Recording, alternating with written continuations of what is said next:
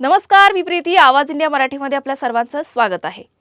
आजचा हा दिवस प्रत्येक मराठी माणसासाठी अभिमानाचा, आनंदाचा आणि आत्मसन्मानाचा दिवस आहे. 27 फेब्रुवारी मराठी भाषा गौरव दिन. हा दिवस आपण मराठीतील थोर साहित्यिक कविश्रेष्ठ कुसुमाग्रज यांच्या जन्मदिनानिमित्त साजरा करतो. मराठी भाषा ही केवळ संवादाचं साधन नाही, तर ती आपल्या संस्कृतीची, इतिहासाची आणि अस्मितेची ओळख आहे. संत ज्ञानेश्वर, संत तुकाराम, समर्थ रामदास स्वामी आणि छत्रपती शिवाजी महाराज यांच्या विचारांनी समृद्ध झालेली ही भाषा आपल्याला संस्कार, धैर्य आणि माणुसकी शिकवते. कुसुमाग्रजांनी मराठी भाषेच्या सन्मानासाठी आणि अस्मितेसाठी आयुष्यभर संघर्ष केला. मराठी मातीशी नातं सांगणारी, मराठी माणसाला स्वाभिमान देणारी भाषा म्हणजे मराठी, असा त्यांचा ठाम विश्वास होता. त्यांच्या कविता, नाटके आणि लेखनातून मराठी माणसाचा आवाज बुलंद झाला.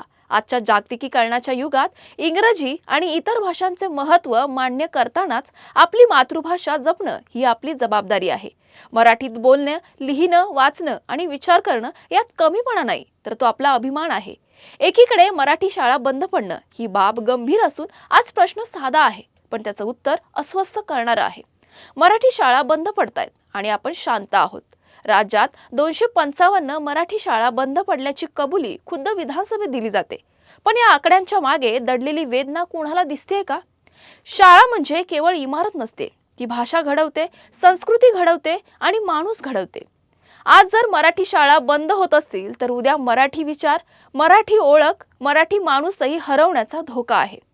मुंबईत मराठी संस्कृतीच्या संस्था, जिमखाने, मैदाने एक एक करून हातातून जात आहेत.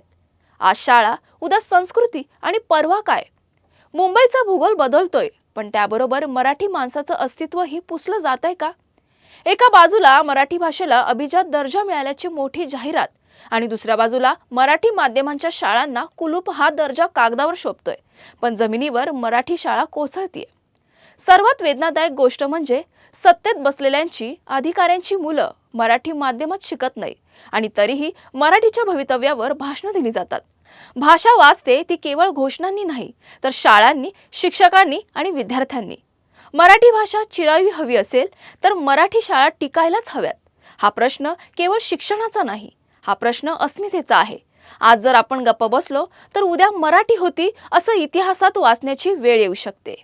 तुर्तास वेळ झाली इथेच थांबण्याची. नवीन बातम्या बघण्यासाठी पाहत राहा आवाज इंडिया मराठी, शोध सत्याचा.